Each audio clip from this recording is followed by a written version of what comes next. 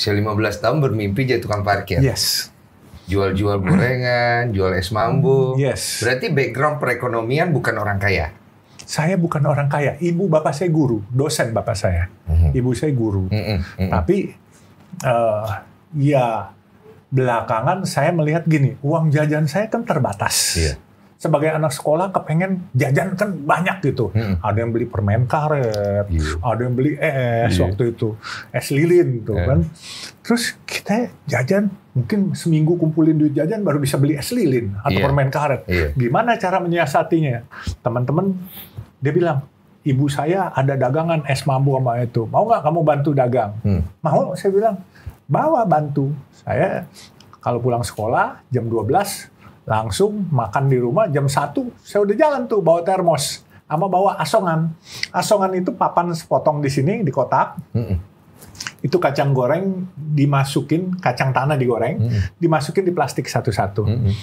Terus dilemnya pakai lilin. Pakai lilin. Zaman dulu pakai lilin karena ada pencet gitu kan. Pakai lilin. Pakai lilin. Tret. Nah, yang lucu kami berlima teman-teman. Dagangan ambil buat bawa pulang setor ke juragan misalnya 100 perak hari itu. Jadi saya bawa pulang 100 perak tuh saya dapat untung 10 perak dari juragan. Juragannya mamanya teman saya tuh. Atau bapaknya teman saya juga. Nah saya selalu bawa pulang 120 perak. Mereka bilang, lu gimana caranya 120 perak? Itu orang beli duitnya dikembaliin nggak mau. Misalnya beli 5 perak barang. Duitnya 10 perak. Udah, ambil deh katanya. Kayak tip. Kayak orang sedekah lah buat saya. Karena saya jualannya di Masjid Istiqlal. Itu kepintaran atau emang nggak sengaja? Nggak sengaja. Bukan kepintaran. Itu orang bilang hoki. Kalau di Islam bilang barokah. Itu. Jadi makanya mungkin teman-teman saya Muslim dulu, saya belum Muslim waktu itu. Dulu belum Muslim berarti? Belum Muslim. Jadi mungkin nih. Saya kecil-kecil itu, dia bilang, lucu nih, ada anak Chinese, mata sipit, kulit putih, dagang pula. Jarang kan Chinese dagang waktu itu. Jarang banget. Makanya dia bilang, mungkin dia kesian lihat saya iba. Akhirnya dia lebihnya. Kadang-kala dulu 25 perak duit. Saya kembaliin. Misalnya dia beli 15 perak. Saya kembaliin 10 perak. Udah ambil aja buat kamu. Tapi Om dulu nggak malu kayak gitu. Maksudnya kan kita ini sekarang juga nggak malu. Iya sekarang nggak malu. Sekarang nggak malu. Pertanyaannya banyak orang malu loh. Malu. Dia jadi ini malu, jadi itu malu. Mereka mau ngerjain bukan karena mereka itu berpikirnya kayak Om, tapi lebih kepada mereka nggak punya duit buat makan. Jadi kalau misalnya nggak dikerjain, ya kalau boleh jangan karena malu, malu gitu kan. Makanya orang lebih memilih cara cepat untuk menjadi kaya daripada cara yang benar, cara yang halal, tapi malu. Gimana Om? Ada filosofi saya, gengsi makan biaya. Kalau ini gengsi akhirnya tidak punya biaya kalau malu. Benar kan? Gengsi itu makan biaya. Jadi buat apa kita malu-malu atau gengsi? Selama kita nggak mencuri, selama kita nggak menipu, kenapa harus malu? Halal-halal aja, sah-sah saja. Dan itu orang tua saya nggak tahu loh saya dagang itu. Iya, tapi pemikirannya datang dari mana Om? Dari kepengen jajan lebih, mau kepengen beli permen karet, dulu kepengen beli setip yang wangi, tahu kan? Semua anak kecil kan kayak begitu. Cuma kan Om pemikirannya termasuk sangat lurus banget. Maksudnya ya gue nggak mau berpikir macam-macam deh. Pokoknya gue pengen ini, ya udah gue cari jalan. Udah nggak berpikir, aduh malu gengsi sama teman-teman segala macam. Itu rasa malu belum ada karena umur 15 belum kepengen seneng sama gadis gitu. Kalau seneng sama gadis mungkin kita malu gengsi. Waktu itu gadis juga belum tentu ada yang mau sama gue gitu. Gue keluarga susah, keluarga kagak punya. Terus udah gitu, saya dulu waktu kecil gemuk saya. Gemuk, gede saya. Jadi boleh bilang oversize lah, overweight. Mungkin saya juga minder juga waktu itu.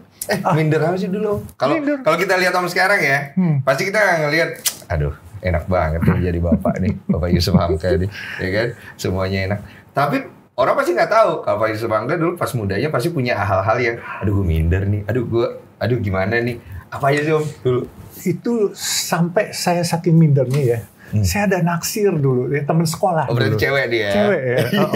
Terus kami ikut tur sekolah kan. Pagi-pagi, itu umur 13 tuh kalau nggak salah masih SMP tuh. Ikut tur sekolah, kami berangkat ke Sangga Buana. Situ. Itu kita naksir cewek, Tahu-tahu ceweknya duduk di depan kita. Kita mau ngarepinnya duduk sama kita kan di bus tuh ya. Terus duduk depan kita. Udah nih. Udah. Waktu pulang, dia duduk sama temen cowok saya gitu. Terus gandeng-gandeng sedih kali sih bilang. Loh gue kagak dipilih. Yang dipilih itu. Karena dia langsing, slim. Kita kan gemuk, gede gitu kan.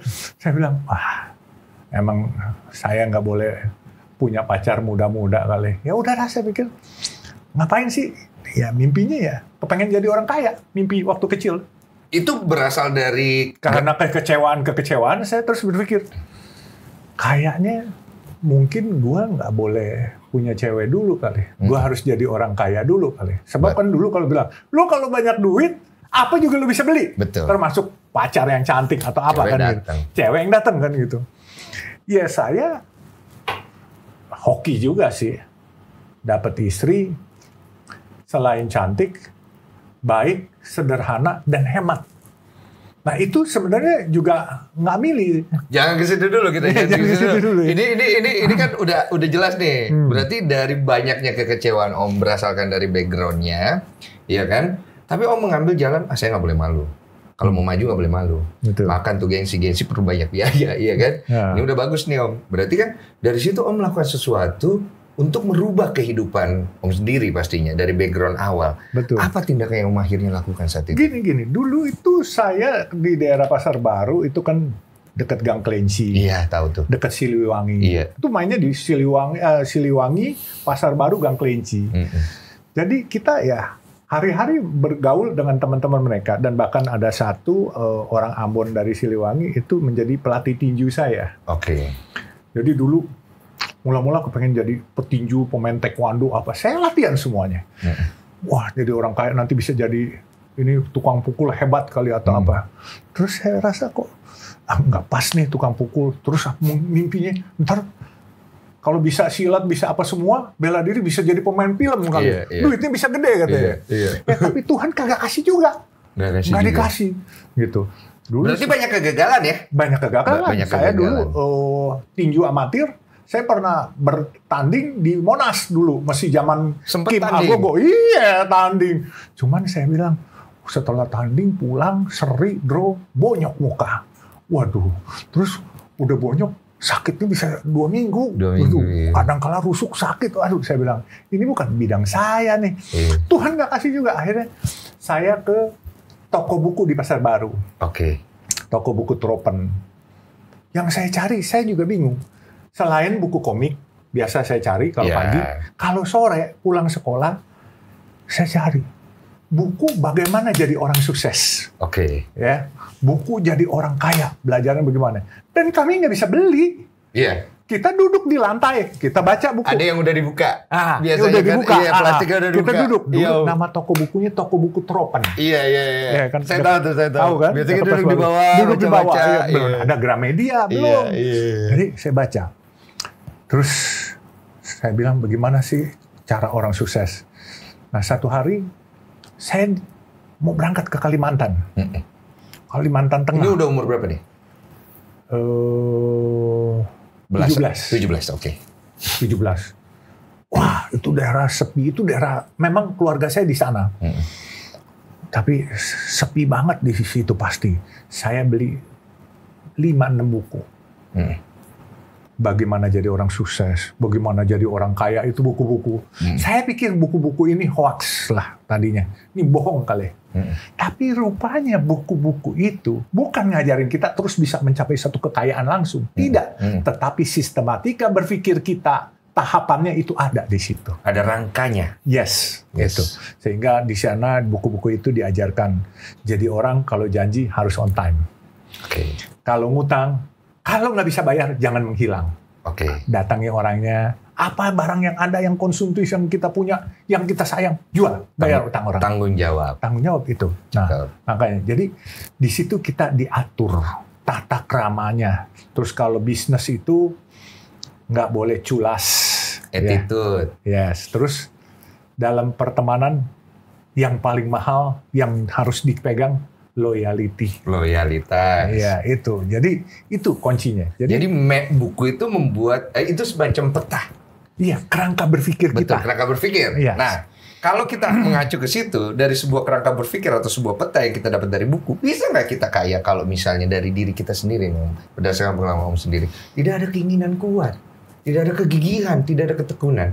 Kalau nggak ada kegigihan, nggak ada ketekunan, dan tidak ada ambisi itu perlu. Mimpi itu juga perlu. Tapi jangankan biarkan mimpi itu tercecer di jalanan. Bikin mimpi itu jadi wujud kenyataan. Betul. Wujudkan itu. Ini yang paling sulit.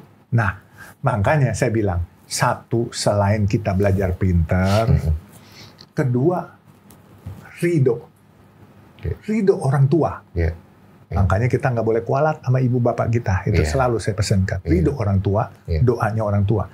Ketiga, berkah dari Allah Subhanahu Wa Taala. Kalau nggak ada berkah, apapun kita jalanin gagal. Itu Om bisa ngomong sekarang. Kalau dulu pas muda, saya kecewa juga sempat. Sempat bahwa kegagalan saya sempat kecewa. Tapi saya nggak pernah salahkan Tuhan saya. Saya kecewa, gagal, saya salahkan diri saya. Tidak menyalahkan orang lain? Tidak. Kenapa? Kan enak nyalain orang lain, Om. Aduh, kalau nyalain orang lain, kita nggak akan bisa berpikir untuk maju. Semua kegagalan adalah kita yang buat. Kesuksesan juga kita yang ciptakan. Betul. Kalau nggak jalan. Itu berarti kan kita bertanggung jawab terhadap diri sendiri sepenuhnya. Saya banyak orang kan sekarang ini, daripada gua yang kena, mendingan gua tunjuk kiri, tunjuk kanan, tunjuk depan, tunjuk belakang. Akhirnya terciptalah ilmu politik. Mulai kita tunjuk-tunjuk nih, mulai kita berstrategi. Tapi akhirnya kitanya nggak maju. Iya, kita nggak maju. Bener, begitu kita main tunjuk, ada orang bilang, enak nggak enak meledak di perut, jangan meledak di mulut. Apa itu artinya? Boleh. Nah, lu nggak boleh main meledak di mulut, salah-salahin orang. Telan aja sendiri meledak di perut, buang jadi kotoran. Cuma sakit tuh. Biar aja. Tapi kan orang yang bantu kita dulu, kalau kita main salahin, besok nggak bantu kita lagi. Tapi kalau bilang, oke, gue salah. Besok mereka lihat, kita punya gentleman, itu bisa diapresiasi orang dengan lain cara loh. Berarti ada satu hal yang aku tangkap, untuk bisa seperti itu, kita harus punya hati yang cukup besar, untuk bisa menerima kesalahan orang lain. Siap. Itu kadang-kala berat. Kan? Iya, sulit. Berat, tapi kadang-kala saya berpikirnya begini, kalau sedang dizolimi, mungkin saya lagi dites sama orang itu. Atau Allah yang ngetes saya. Udah gituin aja. Tapi memang susah. Tapi lu ngelawan juga nggak menang. Mending lu diem. Ngelawan nggak menang. Jangan-jangan masuk penjara. Ya udah diem aja kan. Paling nggak masih bebas. Di alam bebas. Ya, bisa cari rezeki lain. Saya nggak ujuk-ujuk hari ini. Tahun 98, saya 2 minggu nggak bisa makan. Minum, makan pun buah, terus sampai berdiri pun ileran. Kenapa? Waktu itu dolar dari 1.000 menjadi 10.000. Saya punya posisi falas. Dan tahun 98 itu saya rugi ratusan juta dolar. Dalam waktu 3 jam. Itu sama kayak ketika saya pernah main judi, saya kalah miliaran, itu saya nggak bisa tidur juga itu 7 hari 7 malam. Iya. Sampai saya ngelamun, saya ileran. Iya, kayak dulu kewarasan hilang ya. Iya, saya masih perokok. Iya. Wow, itu bakar terus tuh. Saya bakar terus, tapi saya yang luar biasa adalah malaikat yang mendampingi saya, yaitu istri saya. Oh, satu sudah menikah. Iya, udah menikah itu. Saya peluk dia, saya bilang, maafkan saya, Ma. Tapi saya akan mulai lagi, saya akan cari lagi. Gitu. Dia bilang, nggak apa-apa, Pak. Kita sama-sama kerja aja. Kita cari. Nggak usah. Terus saya ambil sejadah. Saya langsung sholat, terus saya berdoa. Ya Allah, aku terima musibah ini. Aku terima. Aku terima musibah ini. Aku ikhlas. Harta yang kau berikan, engkau ambil balik. Aku ikhlas, lillahi ta'ala. Tapi tolong, ya Allah, kasih aku kesempatan dan kesehatan. Aku nggak minta harta, kesehatan. Dan pemikiran aku tetap ada. Insya Allah, aku akan kembali. Aku akan kembali. Ingat.